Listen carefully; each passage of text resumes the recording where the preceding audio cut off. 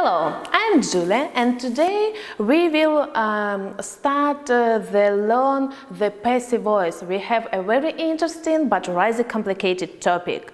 And now this is a confusing English structure in English.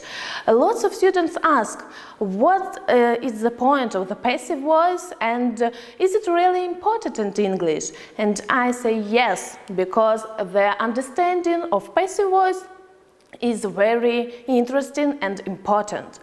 The passive voice is often used by the native English speakers, and it's a big mistake to think that we can use the passive structure only in formal language. We can meet the passive structure in newspapers and magazines, in scientific reports or maybe legal documents, because the information can be objective, and that's why we don't have the subject. Okay, when and why should we use the passive voice? Sometimes we have some situations when we don't want to say who or what did the actions, and we don't know who did this action at all. Or for the last, the object of our sentence is the most interesting and the most important than the subject. That's why we can use the passive structure and to change the focus of our sentence. Okay, but first of all, to understand the passive structure, we must start from the active voice. But I think that you already know the structures and this sentence, and it can be look like this. The cat broke the vase. In this sentence, we have the subject, the cat, we have the action, the verb broke, and the object, the vase. The cat broke the vase.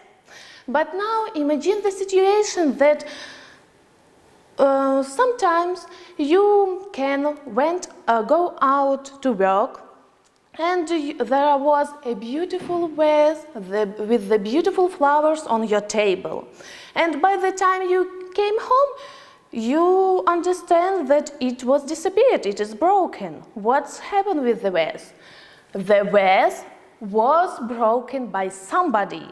We don't know actually who did this action. For example, it could be your cat, your dog, or your children.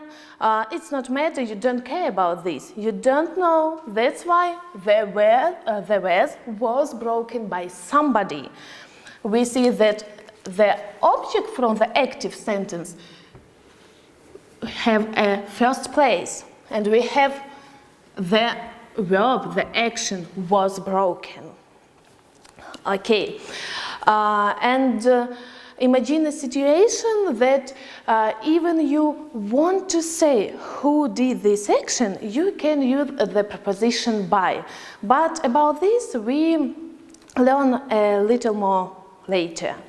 Okay, let's see for some common situations. Yes, we know that English speakers frequently use the passive structures, but this lesson is not about the English speakers, it's about the passive voice, that it will be correct to say that the passive voice is frequently used by English speakers. And I'm sure that you know many structures in your English, and you don't understand that it's passive voice. For example, it's common expressions. First of all, be born. We don't say, my mother bore me on June the 23rd, 1989. We say, I was born on June the 23rd, 1989. The second structure, for example, be called or be named. Imagine a situation that you have a friend, and your friend, he or she, want to introduce you his or her family. He or she don't say people call him Jack. It's not correct. It will be said he is called Jack or he is named Jack. And the last structure that we know is be written. For example, Romeo and Juliet is written by Shakespeare. Today we will study three important and famous structure. It's about three tenses: present simple, past simple and future simple. Let's start from the first. Present simple.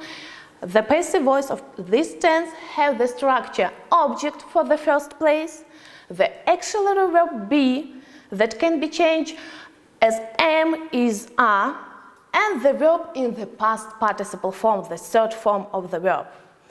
If we look to the past simple, we see that it's the same structure, but the auxiliary verb be can be changed for the was and for the were. And future simple sentence in passive voice have the structure object plus will plus be and the past participle form.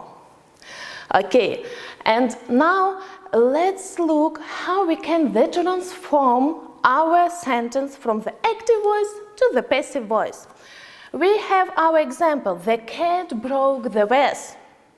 We have subject, action, and object. But in the passive voice, the object turn to the first and have a first place. The vase was broken by the cat. It's a passive structure. The vase was broken by the cat. Okay, and now let's learn how we can transform the sentences from the active voice to the passive voice. We have 6 steps for this. Let's look. The cat broke the vase. The first and very simple step is to identify the subject and the object of the active sentence. Let's look one more time. We have the subject, the cat, the verb broke, and the object, the vase. 2 step, and very important, is to move the object to become the new subject in the sentence of the passive voice. And we have the vase in the first place. The 3rd step is to check the active sentence in what is the verb tense broke. With this broke, it's the 2nd form of the verb break, and that's why it's past simple. That's why we have the step 4, conjugate the verb be. We know the verb be have 2 forms in the past simple. It's was and were. That's why in our sentence we have was, because the was is in singular. Okay, the 5th step of our transformation is adding the past participle form of the main verb in our sentence. And we see that we have broke, it's irregular verb, and the past participle of this verb is broken. That's why we have the sentence, the vase was broken. And the last, the 6th step, it's subject of the active sentence. In passive structures, we can remove the subject from the active sentence at all. If we don't want to say who did or does this action, or maybe it's not matter for us, or we don't know for sure, we can remove it. But if we want to say who or what did this action, we must use the preposition by, and that's why our sentence be the vase was broken by the cat.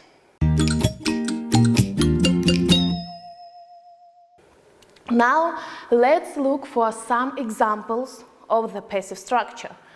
Our dinner is cooked every day. The house was built in 1893. The letter will be sent tomorrow. Can you find the passive structure in these sentences? Okay, let's look.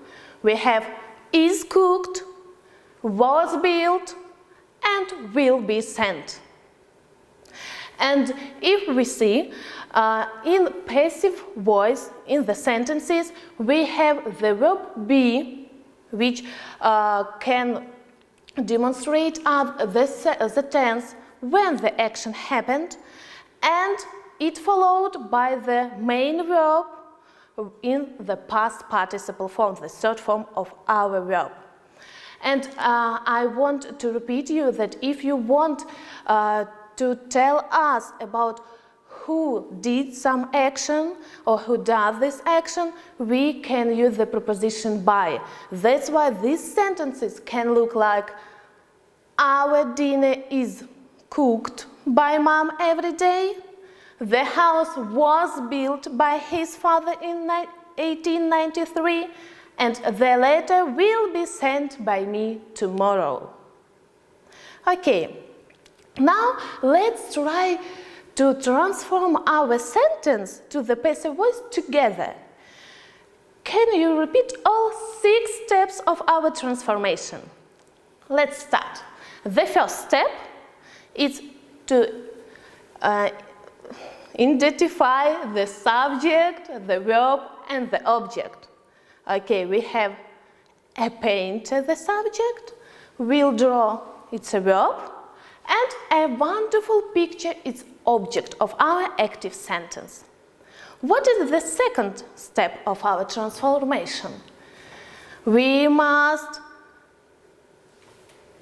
take an object and took him from the first place. That's why we have, I'm so sorry.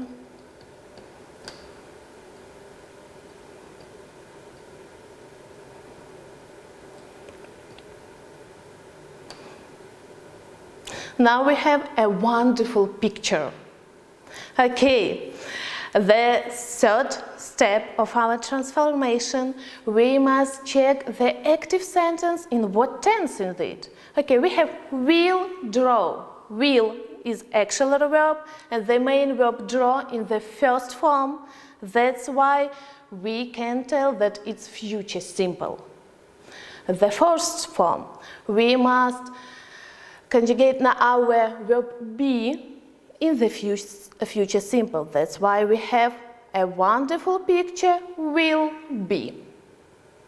The fifth step is to write down our main verb in past participle form. The verb draw has the third form, is drawn. That's why we have a wonderful picture will be drawn. And the last step of our transformation is to add the subject from the active voice sentences. That's why we have a wonderful picture will be drawn by the painter. A wonderful picture will be drawn by the painter. Now I introduce you to do some exercises, some more examples. He stole a lot of money from the shop. Let's transform this sentence and we have a lot of money was stolen from the shop. The second sentence. They will show this film on TV. This film will be shown on TV. And the last one, they sell milk in this shop. Milk is sold in this shop. Okay, and now there is enough information for this lesson about how we can use the modal verb in our passive structures, how we make a negative sentence or questions. We will learn and we will study in the following videos. I suggest you practice your passive structure skills in some sentences and some tasks, and to do this you can go into the following links and you can find there some interesting information, some rules and some training exercises. That's all for today. Thank you for watching this video. Practice please your structures and bye for now.